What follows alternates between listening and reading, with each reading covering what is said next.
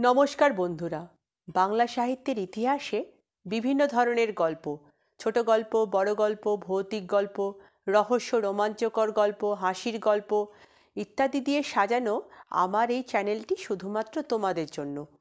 আজকে তোমাদেরকে যে গল্পটি পড়ে শোনাবো সেটি নেওয়া হয়েছে 50টি ভূতের গল্প থেকে, আর লিখেছেন ষষ্ঠীপদ চট্টোপাধ্যায়। আর আজকের গল্পের নাম লক্ষ্মী আচার্যির গল্প। তাহলে বন্ধুরা, গল্পটা আরম্ভ করছি। হরিহরডাঙ্গার চর। একদিকে নাড়ুগ্রাম, অন্যদিকে ভেলাইগাছি, মধ্যে বাবুর মায়ের মরা খাল। এই মরা খালের ওপারে মরা ঘাট, অর্থাৎ হরিহরডাঙ্গার চর। তবে হরিহরডাঙ্গা কেউ বলে না, বলে হরার ডাঙ্গা। সেই হরার ডাঙ্গার চরে লক্ষ্মী আচার্যি রোজ রাত্রিবেলা ভূতের কাঁধে চেপে জপ করতে যেতেন, আর ফিরে আসতেন প্রায় মাঝরাতে ভূতের কাঁধে চেপে। তিনি ছিলেন মস্ত গুণিন। তার মতো গুণিন এ তল্লাটে কেন, গোটা বর্ধমান জেলাটার মধ্যে আর কেউ ছিল কি না সন্দেহ। মন্ত্রের শক্তিতে ভূতকে তিনি বেঁধে রেখেছিলেন। পান থেকে চুন খসবার আগেই ভূতেরা তার সব হুকুম তামিল করে দিত।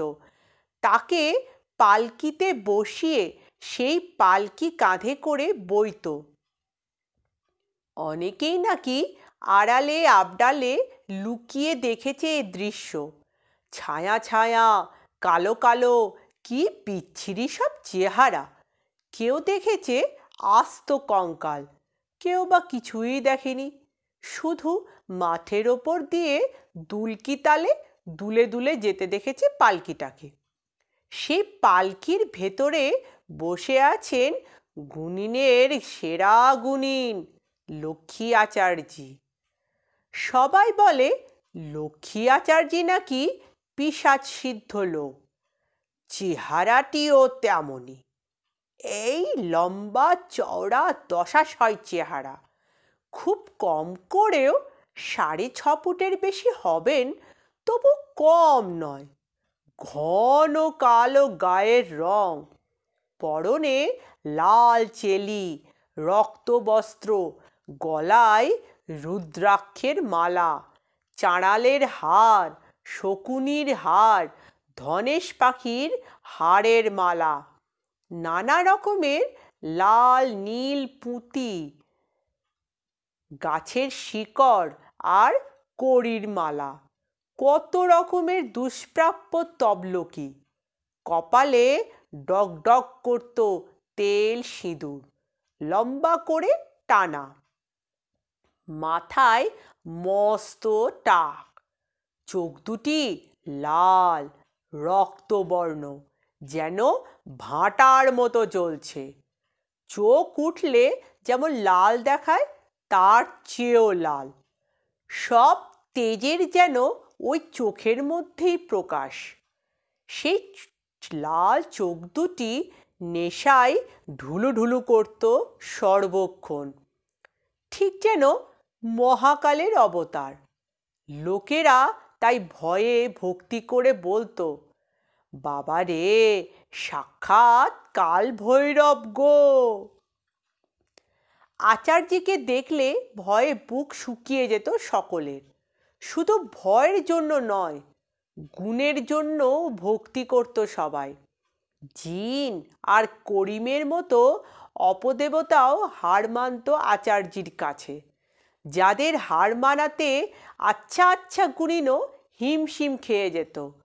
লোকে তাই দুপুর রাতে মাঠে ঘাটে একলা গেলে নাম নিত আচার্যির।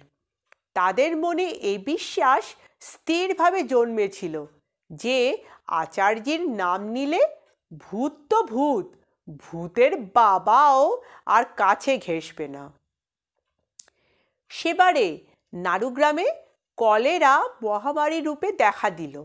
গ্রাম উজাড় করে মরতে লাগলো। যে বাড়িতে রোগ ঢোকে সে বাড়িতে বাতি দিতে কেউ অবশিষ্ট থাকে না। কে কার মুখে জল দেয় এমন অবস্থা। সবাই গিয়ে তখন লক্ষ্মী আচার্যকে ধরল। আচার্যি তখন সবে তার গৃহদেবতা মহাকালীর পূজা সেরে উঠেছেন। উঠেই দেখেন সারি সারি সব দাঁড়িয়ে আছে।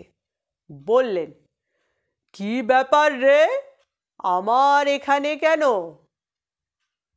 লোকদুলে বলল, এখন আপনি আমাদের ভরসা আচার্যি। আপনি দয়া না করলে যে সবাই মারা পড়ি। আচার্যি বললেন, বলেই গম্ভীর হয়ে গেলেন। তারপর বললেন, দেখি মাকে কি বলতে পারি। পাপ করবি তোরা, আর মায়ের কাছে হতে দেব আমি। পঞ্চাবাগদি বলল, আপনি আমাদের মা বাপ, আমাদের হয়ে মাকে আপনি একটু বলুন। আমাদের ডাক তো মা শুনবে না, আপনার কথা যদি শোনে। আচার্যি বললেন, অমাবস্যা কবে? আগে তা আমরা কি জানি, মুখ্যু সূক্ষ্ম মানুষ। আচার্যি তখন হিসেব করে বললেন, কুচবারে অমাবস্যার আগামীকাল তোরা শ্মশানে মায়ের পুজোর ব্যবস্থা কর। সকলে মহা ধুমধামে হরারডাঙ্গার চটানে শ্মশানকালীর কাছে পুজোর আয়োজন করল। আচার্যি এলেন পুজো করতে, তবে ভূতের কাঁধে চেপে নয়, হেঁটে হেঁটে। সারা রাত ধরে চলল পুজো, হোম ইত্যাদি। শেষ রাতে পুজো শেষ হলে মা মা বলে চিৎকার করতে লাগলেন আচার্যি। একটা হাত তুলে শূন্যে দিলেন, বললেন, দে দে, তাড়াতাড়ি দে। কার উদ্দেশ্যে কাকে যে বললেন তা কে জানে। সবাই অবাক হয়ে দেখল সেই অন্ধকার শ্মশানে মস্ত একটা অর্জুন গাছের ডাল দুলে উঠল। তারপর কালো ছায়ার মতো আধপোড়া একটা হাত আচার্যির হাতে একটা মরার মাথার খুলি বসিয়ে দিল। আচার্যি সেটা নিয়ে মুখের কাছে এনে অনেকক্ষণ ধরে বিড়বিড় করে কী সব মন্ত্রপাঠ করলেন। তারপর সেটা কারণ মিশ্রিত করে তুলে দিলেন গাঁয়ের লোকেদের হাতে। বললেন, এই হলো ওষুধ, মহৌষধ। প্রত্যেকে এক বিন্দু করে জিভে দাও, আর যার যার বাড়িতে রোগী আছে তারা সেই রোগীর মুখেও এক বিন্দু করে এই ওষুধ দিয়ে দাও। তারপর বললেন, তোমরা এখনই কেউ যাবে না, আমি না যাওয়া পর্যন্ত। এখনো আমার কাজ বাকি আছে। এই বলে একটা বড় ঝাঁটা হাতে নিয়ে সেই অর্জুন গাছের দিকে তাকিয়ে বললেন, ওরে কে আছিস? গাছের ডাল অমনি দুলে উঠল। সঙ্গে সঙ্গে ছটছট করে একটা ডাল পাতা জোরে নাড়িয়ে দেওয়ার শব্দ। আচার্যি বললেন, এই ঝাঁটা নে, মায়ের আদেশ, গ্রাম থেকে ঝেঁটিয়ে সব রোগ এক্ষুনি তাড়িয়ে দে, বুঝলি? আবার সেই ভয়ঙ্কর আধপোড়া লম্বা হাত চোখের পলকে আচার্যির হাত থেকে ঝাঁটাটা তুলে নিল। আচার্যি বললেন, এবার আমি যাব বলে একটা শাঁখ হাতে নিয়ে জোরে ফু দিতে দিতে খালের পাড় ধরে বরাবর চলে গেলেন আচার্যি। আশ্চর্যের কথা, এরপর কলেরা একদম নির্মূল হয়ে গেল গ্রাম থেকে। আর কেউ মরল না, যারা ভুগছিল তারাও সেরে উঠল। আচার্যের কৃপায় প্রাণ বাঁচল সবাই। সেই থেকে আজ পর্যন্ত নাড়ুগ্রামে আর কখনো কারো কলেরা হয়নি। লক্ষ্মী আচার্যের ভাই গোবর্ধন আচার্যি একবার বিয়ের বাড়ির নেমন্তন্ন খেয়ে দূর গ্রাম থেকে আসছে। তখন মধ্যরাত্রি, ঘুটঘুট করছে অন্ধকার। হালদার পুকুরের পাড়ে এসে বাধা পেল গোবর্ধন। দেখল তার ঠিক যাওয়ার পথটিতে ওপর বসে আছেন প্রভু। ভয়ে বুক শুকিয়ে গেল গোবর্ধনের। অথচ যাওয়ার এই একটিমাত্রই পথ। গোবর্ধন তখন অনুনয় বিনয় করতে লাগলো, পথ ছাড়ুন গো মশায়, যেতে দিন। কিন্তু কে কার কথা শোনে? উত্তর এলো, তোর হাতে কি? বিয়ের বাড়ি খেতে গিয়েছিলুম, লুচি মিষ্টি মাছ এসব আছে, ওগুলো রেখে যা। আগে আমার দাদা লক্ষ্মী আচার্যের জন্য নিয়ে যাচ্ছি, সে তো এখন শ্মশানে বসে জপ করছে, সে খাবে না, তুই রেখে যা। কিন্তু দাদার নিষেধ, দাদা যে বলেছে রাত ভিতে পথে কেউ কিছু চাইলে দিবি না। বলুক আমার খিদে পেয়েছে, তুই আমায় দে। দেব, তবে তার আগে তুমি আমাকে শ্মশানে দাদার কাছে পৌঁছিয়ে দাও, তাকে জিজ্ঞাসা করে তারপর দেব। ব্যাস, কেউ আর নেই, পথ পুরো ফাঁকা। গোবর্ধন মনের আনন্দে পুকুর পাড় থেকে আলে নামলো। তারপর আল পেরিয়ে কুলিতে উঠতে যাবে, এমন সময় দেখলো মস্ত একটা বাঁশঝাড় শটান শুয়ে আছে রাস্তার ওপরে। মহা বিপত্তি, কোনো রকমে যাওয়ার উপায় নেই। গোবর্ধন বলল, আবার আমার পিছু নিয়েছিস? তুই খাবার দিলি না যে? বললুম তো আমাকে দাদার কাছে নিয়ে চলো। তোর দাদার সঙ্গে আমার বিবাদ, তার কাছে যাব না। তবে পথ ছাড়ো। যা না তুই। কি করে যাব? রাস্তার ওপর এভাবে বাঁশঝাড় শুয়ে রাখলে কখনো মানুষ যেতে পারে? ও তো ঝড়ে পড়ে গেছে। কোথায় ঝড়? আজ তো সারাদিন ঘরে ধরে অসহ্য গুমোট চলছে, পাতা তো নড়েনি গাছপালার, আর তুমি বলছো ঝড়ে পড়েছে? ওঠো শিগগিরি। ওর তলা দিয়ে গলে যা না তুই, তাহলে আমাকে টিপে মারবার খুব সুবিধা হয়, তাই না? না রে, কিছু করব না, তোর ভয় করে তুই ডিঙিয়ে যা। তাও যাব না, পথ পরিষ্কার না করলে যাবই না আমি। সকাল হোক, তারপর দাদাকে গিয়ে বলি সব। গোবর্ধন আর অনুরোধ না করে বসে পড়ল সেখানে। বসে বসে মা মহাকালী আর লক্ষ্মী আচার্যিকে স্মরণ করতে লাগলো।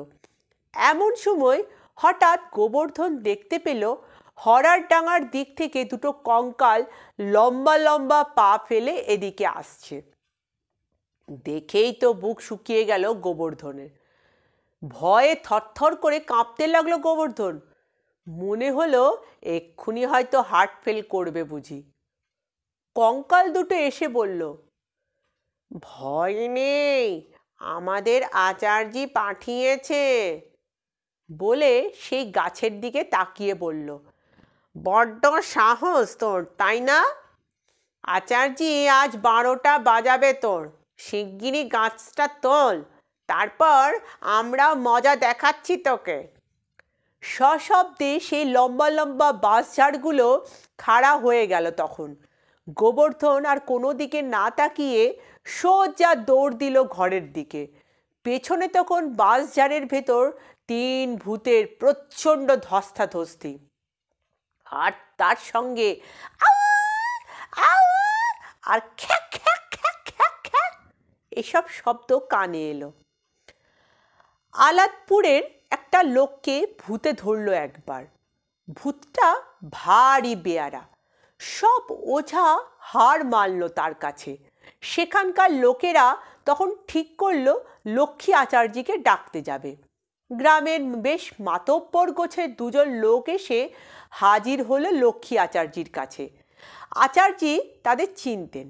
একজনের নাম ভজহরি বিশ্বাস আর একজনের নাম কেষ্ট দাস।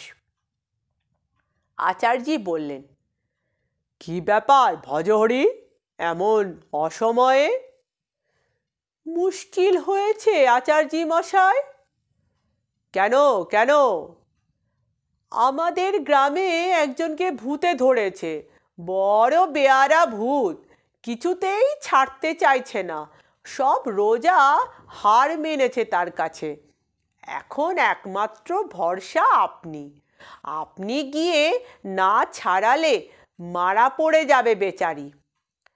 তা নয় ছাড়াবো, কিন্তু যত ভূতে কি তোদেরকেই ধরে? কই, আমাকে তো ধরে না। কি যে বলেন আচার্যি, আপনি হলেন গুণিনের গুণিন। ভূতেরা আপনাকে কাঁধে নিয়ে ঘোরে, আপনার আজ্ঞাবহ। আমাদের ভাগ্য যে আপনার মতো লোককে আমরা বিপদে পাই। আচার্যি হেসে বললেন, চল চল দেখি কিরকম ভূত ধরেছে তোদের লোককে। খুব তালে এসে পড়েছিস, না হলে আর একটু পরেই আমি বেরিয়ে যেতাম। আচার্যি চললেন আলাদপুরে। আলাদপুরে পৌঁছানো মাত্রই গাঁয়ের উৎসাহী লোকেরা সবাই চলল আচার্যির পিছু পিছু। গুণিনের গুণিন এসেছে, তার ভূত ছাড়ানো দেখতে হবে বই কি। খবর পেয়ে আশেপাশে গ্রাম থেকেও বহু লোক ছুটল। আচার্যের ডাক পড়েছে যখন, ব্যাপারটা তখন নিশ্চয়ই সাংঘাতিক। আচার্যি রোগী দেখলেন। রোগীর চোখ মুখের ভাব দেখে বললেন, এই হু বলাটা আচার্যের বৈশিষ্ট্য। কোনো জটিলতা দেখলে হু, তাহলেই লোকেরা বুঝে নেবে অবস্থা গুরুতর। হু বলে আচার্যি বললেন, দাও দুটি সর্ষে চোয়া আর গুটি কত প্যাকাটি দাও। রোগীর বাড়ির লোকেরা সঙ্গে সঙ্গে সর্ষে চুঁয়ে প্যাকাটি ভেঙে আচার্যিকে এগিয়ে দিল। আচার্যি ভৈরবের মতো দাঁড়িয়ে মন্ত্র বলে সেই সর্ষে চোয়া ছুঁড়ে দিলেন রোগীর গায়ে। আর যাই কোথা, রোগী তখন বাবা রে মা রে।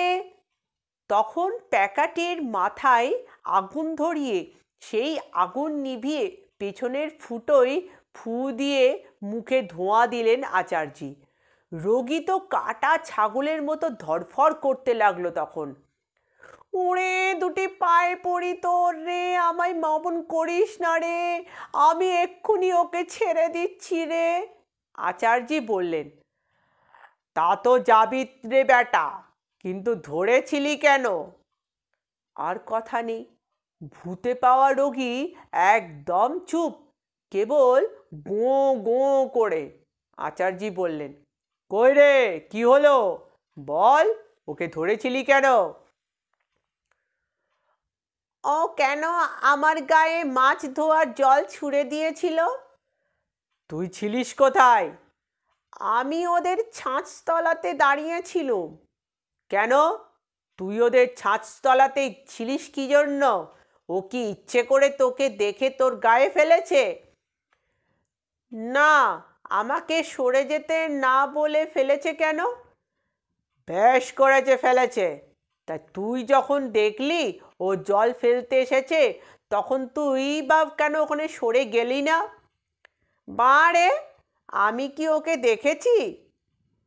ওদের ছাঁচতলায় দাঁড়িয়ে তুই ওকে দেখতে পেলি না, আর ও তোকে না দেখতে পেয়ে তোর গায়ে জল ফেলেছে বলে তুই ওকে ধরলি।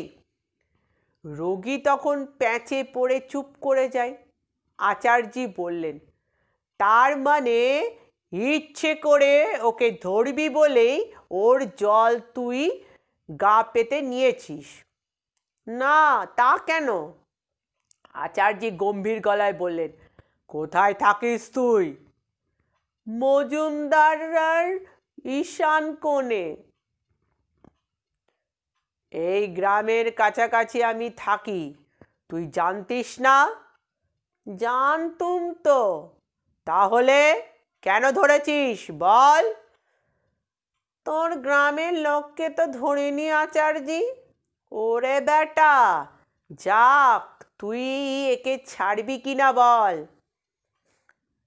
ছেড়ে দেব, সত্যিই ছেড়ে দেব। ছেড়ে দেব রায়, এক্ষুনি ছাড়। তুই আগে চলে যা, তারপর ছাড়ছি। না, তোকে এক্ষুনি ছাড়তে হবে। এক্ষুনি? হ্যাঁ। অবাক কাণ্ড, যে লোক একটু আগেও ধুলোয় শুয়ে ছটফট করছিল সে আবার সুস্থ হয়ে আচার্যকে প্রণাম করে উঠে বসল। সকলে জয়ধ্বনি করল। আচার্যি বলল, হু হু বাবা, হু হু বাবা, এ কি জাতা লোক! মনে করো ভূতে আচার্যির পালকি বয়, কত ভূত জব্দ হলো, তো এ বেটা কোন ছাড়! ওহ, এ যে ভেলকি দেখলুম রে ভাই, বলে যে যার কাছে চলে গেল। আচার্যিও নিজের পাওনা গণ্ডা বুঝে নিয়ে সন্ধ্যের পর ভূতের কাঁধে চেপে ফিরে এলেন। পরের দিন সকালে আলাদপুরের লোকেরা আবার এসে হাজির। সেই ভজহরি বিশ্বাস কেষ্টদাস আবার এলো। এসে হাত জোড় করে বলল, পেন্নাম হয় আচার্যি মশাই। আচার্যি তখন দাওয়ায় বসে গঞ্জিকা সেবন করছিলেন। বললেন, কি ব্যাপার হে, আবার কি মনে করে?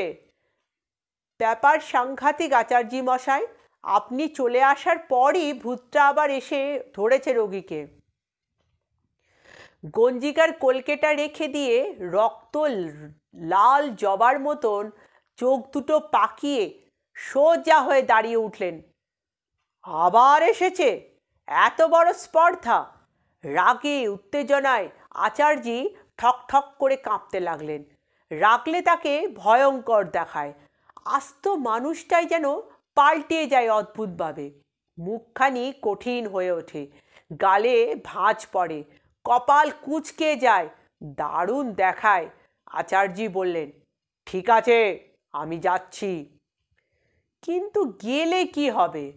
তাকে আসতে দেখেই ভূতটা ছেড়ে পালালো। রোগী তখন আবার সুস্থ দেহে প্রণাম করলো তাকে। বলল, কি হবে আচার্যি মশাই? কিচ্ছু হবে না, কোনো ভয় নেই, আমি তো আছি। আচার্যি মশাই চলে গেলেই ভূতটা ভর করলো লোকটিকে, আর তাকে আসতে দেখলেই ছেড়ে পালিয়ে যাচ্ছে। মহা মুশকিল হলো তো। আচার্যির ভূতের ঠ্যাঁটামো দেখে চটে যান। যাবেনই বা না কেন? এসব ঝামেলা আর ভালো লাগে না তার। খুব কম করেও 80-র ওপর বয়স তো হলো। মন্ত্রশক্তিতে ভূতকে তিনি বশ করেছেন, কিন্তু জরা মৃত্যুকে জয় করবেন কি করে? এ বয়সে কি আর ভূতের সঙ্গে ছ্যাঁচড়ামো করতে ভালো লাগে কারো? শেষে একদিন রেগে বললেন, ঠিক আছে, আজ একটা হেস্তনেস্ত করবো এর। তারপর রোগীর বাড়ির লোকেদের বললেন, দেখ, আজ আর আমি যাব না, তবে কাল তোরা কেউ যেন ডাকতে আসিস না আমাকে। আমি রোজ যে সময়ে যাই, কাল তার চেয়ে আগেই আমি যাব। আর আমি গেলে কেউ যেন ব্যস্ত হোস না, কারণ আমি যে গেছি এ কথাটা রোগী যেন কোনো রকমে জানতে না পারে। কাল একটা শেষ বোঝাপড়া করতে চাই আমি। ভজহরি ও কেষ্টদাস ফিরে এলো। পরদিন লক্ষ্মী আচার্যি ঠিক দুপুরবেলায় চললেন ভূত ছাড়তে। আলাদপুরে পৌঁছে আচার্যি করলেন কি, সর্বাগ্রে এক মুঠো ধুলো পড়ে সেই বাড়িটার চারপাশে গণ্ডি দিয়ে দিলেন। তারপর সোজা গিয়ে ঢুকলেন রোগীর ঘরে। রোগী তো আচার্যিকে দেখেই আঁতকে উঠল। তার পেটের পিলে মাথায় উঠে গেছে তখন। এমন অপ্রত্যাশিতভাবে ধরা পড়ে গিয়ে হাউ মাউ করে উঠল সে। কিন্তু সে মাত্র ক্ষণিকের জন্য। পরক্ষণেই আবার স্বাভাবিক হয়ে গেল। রোগী আবার সুস্থ হয়ে প্রণাম করল আচার্যকে। অতি কষ্টে চিঁচি করে বলে উঠল, মরে গেলুম আচার্য মশাই, আর তো পারি না। এইমাত্র আপনাকে দেখে আমাকে ছেড়েছে, আপনি চলে গেলেই আবার ধরবে আমায়। আচার্য বললেন, চুপ করে বসে থাকো তুমি, ওর যাওয়ার রাস্তা আমি বন্ধ করে দিয়ে এসেছি, আবার এক্ষুনি এসে ধরবেও তোমাকে। আচার্যের কথা শেষ হতে না হতেই চেঁচিয়ে উঠল রোগী। চোখ লাল করে বলল, ধরবে না তো কি করবে শুনি? এত লোকের ওলাউটা হয়, তোর হয় না? তোর কি এমন পাকা ধানে মই দিয়েছি আমি যে আমাকে তাড়াবার জন্য এমন উঠে পড়ে লেগেছিস? আচার্য বজ্রগম্ভীর স্বরে বললেন, ওকে তুই ছেড়ে দিয়ে আবার কেন ধরেছিস সেটা বল। কেন ধরবো না? আমি তো চলেই যাচ্ছিলাম, কেন তুই গণ্ডি দিলি? আজ তোর শ্রাদ্ধ করব বলে গণ্ডি দিয়েছি। রোগী নিজের মনে বিড়বিড় করে কি যেন বলল, হয়তো বা গালাগালি করলো আচার্যকে। আচার্য রোগীকে বললেন, তুই যে সেদিন বললি আমি ওকে ছেড়ে যাব, তা আবার কেন ধরলি? আর কোনো উত্তর নেই রোগীর মুখে। আচার্য এবার তার ঝোলার ভেতর থেকে একটা মরার খুলি বের করে বললেন। খুলিটা দেখেই লাফিয়ে উঠল রোগী। ওরে বাবা, ওটা তুই বের করলি কেন আচার্য? শিবুচারালের জামাই বিশুর করটি ওটা, ও যে আমি চিনি। বিশুকে সাপে কাটলো সেবার রথের দিনে, তা সে মরা কেউ পোড়াতে দিল না। গাঁয়ের লোকেরা বলল, কলার মাঞ্জাসে করে ওটা খালের জলে ভাসিয়ে দাও। সেই মরা বাবুর মায়ের খালে ভেসে ঠেকলো গিয়ে হরার ডাঙের চটানে। শেয়াল কুকুরে ছেঁড়াছেড়ি করলো, মাথাটা নিয়ে তুই প্রেত পুজো করে পচালি। তারপর তোর চেলারা ওটা পরিষ্কার করে তোকে কারণ খেতে দিল। ওটা তোর ঝুলিতে রেখে দে আচার্য, তোর পায়ে পড়ি। আচার্য তখন ঝুলির ভেতর থেকে একটা বোতল বের করলেন, বললেন, দেখছিস তো? ওতে কি রে আচার্য? স্বাতী নক্ষত্রের জল। আচার্য মরার মাথার খুলিতে স্বাতী নক্ষত্রের জল ঢেলে অনেকক্ষণ ধরে বিড়বিড় করে কী সব মন্ত্র পড়লেন। তারপর সেই জল ছুঁড়ে মারলেন রোগীর গায়ে। রোগী তখন বাবা রে মা রে করে উঠল। ওরে আমার ঘাট হয়েছে রে, তোর পায়ে পড়ি আচার্য, আমায় ছেড়ে দে, আর ধরবো না একে। তোকে আজ ঝাঁটা পেটা করে তাড়াবো আমি। রোগী এবার তেতে উঠল। দেখ আচার্য, মুখ সামলে কথা বলবি, আমাকে তুই যাতা মনে করিস নে। এককালে আমি মস্ত পণ্ডিত ছিলুম, আজ কর্মদোষে প্রেতজনি পেয়েছি, তাই যা বললি তার কোনোদিনও বলবি না। বেশ করবো বলবো। যে সত্যিকারে পণ্ডিত হয় সে কখনো এরকম ছ্যাঁচড়ামো করে না। খবরদার বলছি, আমার সঙ্গে সমীহ করে কথা বলবি। বেশ, বলবো। তুই সত্যি পণ্ডিত কি আকাট মুখ্যু তার পরিচয় দে আগে, তারপর বলবো। ঠিক আছে, আমাকে তুই পরীক্ষা কর। আচার্য একটু সময় কি যেন ভাবলেন, তারপর বললেন, বল দেখি, হরধনু কে ভেঙেছিল? তোর মরা বাবা ভেঙেছিল। ওই নাম আমাকে বলতে আছে যে বলবো? তুই বেটা জানিস যে বলবি? জানি না তো জানি না। আমায় এবার মতো ছেড়ে দে, আমার ঘাট হয়ে গেছে। এখন কি ছাড়বো? আগে তুই স্বীকার কর যে তুই মুখ্যু, তবে তো ছাড়বো। তা কেন করব? তবে কেন ছাড়বো? এই প্রশ্নটা বাদ দিয়ে অন্য প্রশ্ন কর তুই। আচার্যি বললেন, বেশ, তাই করছি। বল, দশরথের বড় ছেলের নাম কি? বলবো না, ও নাম আমাকে বলতে নেই। না বললে আমিও ছাড়বো না, আরও গালাগালি দেব। একান্তই বলাবি তাহলে? হ্যাঁ, তবে শোন, সীতার পতি যে নাম, দশরথের বড় ছেলেরও সেই নাম। এরকম উত্তর তো আমি চাই না। আর আমাকে জ্বালাস না আচার্যি, এই নাম বললে আমি উদ্ধার হয়ে যাব। আমি ৩৬ করছি, আর কখনো ত্রিসীমানায় আসবো না। এবার আমায় ছেড়ে দে, যা, দূর হয়ে যা। তবে তুই যে আজ যাচ্ছিস তার একটা চিহ্ন দিয়ে যা। কী চিহ্ন চাস তুই বল? এই শিলটাকে মুখে করে নিয়ে যা। ওরে বাবা, ও তো আমি পারবো না, আমার শরীর বড় দুর্বল, আমায় অন্য কিছু করতে বল আচার্যি। তবে ওই জুতো জোড়াটা নিয়ে যা। জুতো আমি ছুঁই না। বেশ, ওই পাকুড় গাছের একটা কাঁচা ডাল ভেঙে দিয়ে তবে যা। তা যাচ্ছি, গণ্ডি মুছে দে। আচার্যি গণ্ডি কেটে দিলেন। তারপর সকলকে বললেন, পাকুড় গাছের ডালটা ভাঙা মাত্রই তারা যেন রোগীকে ধরে ফেলে। কেননা ভূতে ধরা গায়ে লোকের গা থেকে ভূত যদি ছেড়ে যায়, তবে সেই সময় পড়ে গেলে হয় অঙ্গহানি, না হলে মৃত্যু হতে পারে। রোজার বাবারও তখন আর করবারও কিছু থাকে না। যাই হোক, রোগী তখন মাতালের মতো টলতে টলতে উঠে দাঁড়ালো। তারপর সেইভাবেই টলতে টলতে কুলি ধরে পাকুড় গাছটার দিকে চলে গেল। রোগীর সঙ্গে চলল কয়েকজন সদা সতর্ক লোক। পাকুড়তলায় যাওয়া মাত্রই বিরাট একটা কাঁচা ডাল সকলের জোড়া জোড়া চোখকে বিস্মিত করে মড়মড় শব্দে ভেঙে পড়ল গাছতলায়। আর সেই সঙ্গে হু হু করে হাওয়া বইতে লাগলো।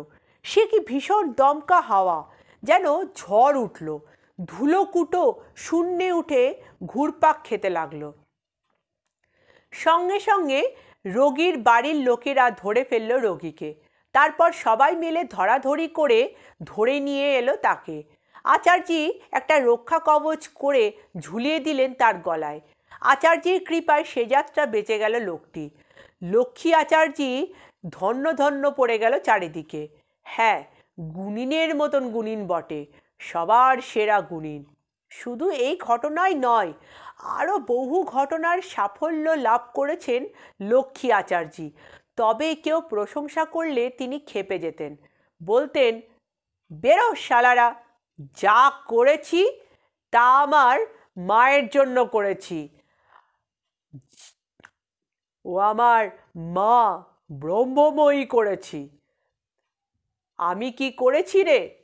ওটা তো আমার মা করেছে, আর আমার মায়ের জন্য করেছি। আমায় তোষামত করতে এসেছিস কেন? মায়ের চেয়ে আমি বড়, তাই না? কাজেই আচার্যির কাছে কেউ বড় একটা বিপদে না পড়লে সচরাচর যেত না। আচার্যির গুণীন মানুষ তো, দিনরাত নেশায় চূর হয়ে থাকতেন। সন্ধে হলেই ভূতের কাঁধে চেপে যেতেন হরারডাঙায়, হরিহরডাঙার চটানে। সেখানে একদল ভূত এসে জমত, কালো কালো ছায়া ছায়া ভূতেরা। আলোর রেখার মতো কঙ্কালের দল ঝুপঝাপ করে গাছের ডাল থেকে নেমে আসতো। শ্মশানের থেকে উঠে আসতো কায়াহীন ছায়ারা। আচার্যি গাজার কলকেটা এগিয়ে দিতেন, দিয়ে বলতেন, এটা ঠিক করে সেজে দে তো। অমনি একজন সেটা হাতে নিয়ে সাজতে বসত। স করে ফু দিয়ে আগুন বের করে ধরাতো। তারপর বলতো, এই নে খা, একটু পেশাদ আমাদেরকেও দিস আচার্যি।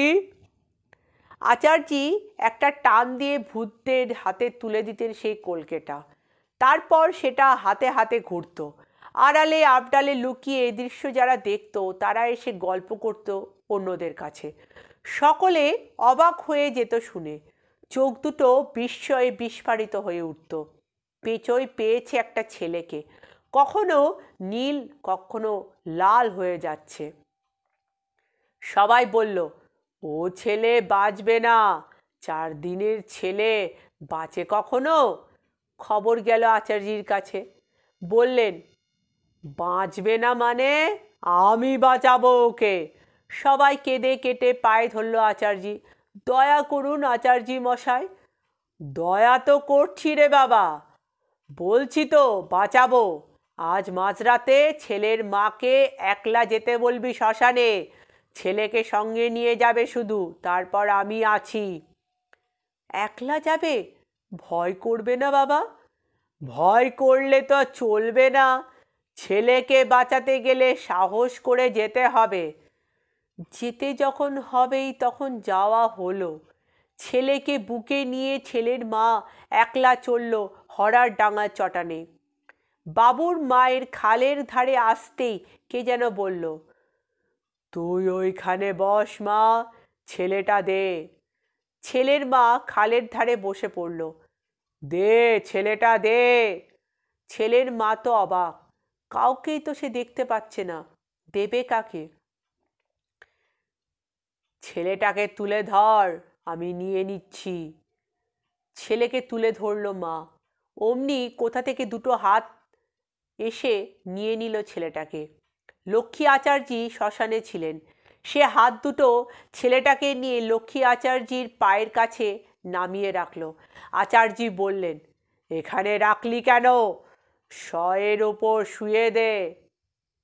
অমনি পেছন থেকে ছেলের মা কেঁদে উঠে বলল, না না, আতুরের ছেলে, ওকে শয়ে শোয়াবেন না আচার্যি মশাই, কচি গা বড্ড লাগবে। আচার্যি গম্ভীর গলায় বললেন, তুই এখানে এলি কেন? তোকে না খালের ধারে বসতে বললাম? ক্ষমা করুন আমাকে, আমি থাকতে তো পারলুম না। আচার্যি বললেন, ঠিক আছে, এসেছিস যখন বস, কথা কিন্তু বলবি না, উঠবি না। তারপর কাকে যে উদ্দেশ্য করে বললেন, কই রে, যা শয়ের ওপর ওকে রেখে দিয়ে আয়। অমনি সে হাত দুটো ছেলেটাকে তুলে নিয়ে রেখে এলো শয়ের ওপর। ছেলে তো নয়, লাল রক্ত মাংসের ডেলা একটা, কখনো লাল, কখনো নীল, কখনো হলুদ হয়ে যাচ্ছে ছেলেটার গায়ের রং। ছেলের মা অধীর আগ্রহে বসে রইল। রাত যখন শেষ হয়ে আসছে, আচার্যি তখন ছেলের মাকে বললেন, যা, এবার তোর ছেলে নিয়ে ঘরে তুই চলে যা। মা তো আনন্দে লাফিয়ে উঠল। উহু, উঠো না, বসো বলে শয়ের দিকে চাকিয়ে ছেলেটাকে ডাকলেন তিনি। আয়, উঠে আয়। মা তো অবাক, 4 দিনের ছেলে উঠে আসবে কি? কিন্তু উঠে এলো ছেলেটি। আচার্যের ভেলকিতে সব কিছুই সম্ভব হয়। 4 দিনের ছেলে পা পা করে এগিয়ে এসে মায়ের কোলে শুয়ে পড়ল। আচার্যি বললেন, যা, খুব বেঁচে গেছে এই যাত্রা, আর কোনো ভয় নেই, সাবধানে রাখিস, কাল একটা মাদুলি করে দেব, সেটা ছেলের গলায় পরিয়ে দিবি। ছেলের মা ছেলে নিয়ে চলে গেল। লক্ষ্মী আচার্যের যশের ধারা গড়িয়ে পড়ল দেশ দেশান্তরে। এইভাবে দিন যায়। একদিন আচার্যি যখন হোয়ারার ডাঙায় যাচ্ছিলেন, পালকি বইতে বইতে ভূতেরা তখন বলল, আচ্ছা গুনিন। গুনিন তখন নেশায় চুর। কী রে? আচ্ছা, তুই এত সাহস পেলি কোত্থেকে রে? কেন? আমার মা ব্রহ্মময়ীর কাছ থেকে পেয়েছি। সত্যি গুনিন, তোর মতন সাহসী লোক একজনও দেখিনি আমরা। আচ্ছা, তোর কি কখনো কিছুতে ভয় করে না? এই যে আমাদের কাঁধে চেপে ঘুরে বেড়াস, হাজার হলেও মানুষ তো তুই। না, তোরা দেখছি ভূত তো ভূত, ভয় থাকলে কখনো তোদের কাঁধে চেপে ঘুরে বেড়ায়? তা বটে, তা বটে, কিন্তু তোদের মতলবটা কি বলতো? আজ হঠাৎ এই কথা জিজ্ঞাসা করছিস যে? না, মতলব আর কি, হাজার হলেও তুই আমাদের মনিব, তাই জিজ্ঞাসা করছিলাম, যদি তোর কোনো কিছুতে ভয় ডর থাকে তবে সে ভয়টা আমরা ভেঙিয়ে দেব, এই আর কি। এই কথা রোজই হয়। আচার্যি বললেন, তোরা বেটারা জ্বালিয়ে মারলি, আমার আবার ভয় কি? ভূতেরা বললে, বল না গুনিন। আচার্যি বললেন, আমি কাউকেই ভয় করি না, কোনো বেটাকে ভয় করি না। ভূতেরা তো চুপ করে যায়। অন্য দিনের মতন সেদিনও সন্ধ্যের পর ভূতেরা আচার্যির পালকি বয়ে আনছিল। আচার্যি সেদিন দারুণ নেশা করেছিলেন। টিপ টিপ করে বৃষ্টি পড়ছিল, তা সত্ত্বেও সেই বৃষ্টিকে উপেক্ষা করে তিনি শ্মশানে যাচ্ছিলেন জপ করতে। অন্য দিনের মতন সেদিনও ভূতেরা বলল, বল না গুনিন, তোর কিসে ভয়? আচার্যি বলেন, ভয় আবার কিসের? বল না বাবা। নেশায় আরক্ত চোখ দুটোকে একবার চারিদিকে ঘুরিয়ে আচার্যি বলেন, একান্তই শুনবি তাহলে? হ্যাঁ হ্যাঁ, শুনবো। ভয় অবশ্য তেমন কিছু নয়, তবে তবে তবে কি বল না? শ্মশানে নামবার মুখে ওই শেওড়া গাছটা আছে, দেখেছিস? হ্যাঁ হ্যাঁ, ওই গাছের ডালে শশধর নাপিত গলায় দড়ি দিয়েছিল। হ্যাঁ, ওই শেওড়া গাছের ডাল থেকে একটা হুট ট্যাটারু পাখি ডেকে ওঠে। ডাকে? রোজ ডাকে। ওই পাখিটা যখন আচমকা ডেকে ওঠে, তখন কেন জানি না আমার বুকের ভেতরটা ছ্যাঁত করে ওঠে। এই যা, আর কিছু নয়। এ হে, এই কথা তা আমাদের আগে বলিসনি কেন গুনিন? দেখ না, আজই ব্যাটাকে শেষ করে দিচ্ছি। দিবি? তাই দে, একেবারে খতম করে দে ব্যাটাকে। সে কথা আর বলতে। কিছুক্ষণ পরে হরার ডাঙা এসে গেল, আর চরের ঢালে শ্মশানে নামার মুখেই বিপর্যয়টা ঘটে গেল হঠাৎ। ঘুরঘুরটি অন্ধকারে বনবাজারের ভেতর থেকে পাখিটা বিকট স্বরে ডেকে উঠল সেদিনও, হু হাট্টা, হু হাট্টা। চমকে উঠল গুনিন, আর সঙ্গে সঙ্গে মনে হলো কেউ যেন তার পালকিটাকে দেশলাইয়ের খোলের মতন ছুঁড়ে ফেলে দিল। অমনি কোটি কোটি গলায় কারা যেন ভেসে ভীষণ রব করে উঠল পাখিটার স্বর নকল করে, হু হাট্টা, হু হাট্টা।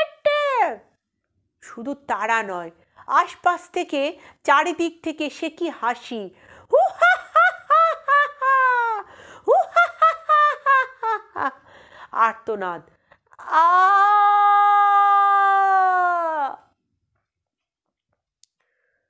শ্মশানের শ থেকে যেন হাজার হাজার কায়াহীন ছায়ারা সব এলোমেলো হয়ে উঠে দাঁড়ালো। গুনিন বুঝতে পারলেন আজ আর তার নিস্তার নেই। নেশার ঘর কেটে গেছে তখন। বুক ঢিপ ঢিপ করছে ভয়ে। ছিটকে পড়ে গিয়ে সারা গায়ে হাতে কি অসহ্য যন্ত্রণা। কোমরের অস্থি সন্ধিটাও ভেঙে গেল নাকি। বুকটা ভিজে ঠেকছে, বোধ হয় নাক দিয়ে রক্ত ঝরছে। আচার্যি দেখতে পেলেন দুটো আধপোড়া হাত ক্রমশ ধীরে ধীরে তার গলার কাছে এগিয়ে আসছে। তো বন্ধুরা, কেমন লাগলো গল্পটি? যদি ভালো লাগে কমেন্ট করে অবশ্যই জানিয়ে দিও। আজকে একটু গলাটা ব্যথা ছিল তো, তাই তবুও তোমাদের জন্য পড়লাম, ঠিক আছে? আর আমার চ্যানেলটিকে লাইক আর সাবস্ক্রাইব করে দিও। আজকের মতন বিদায়।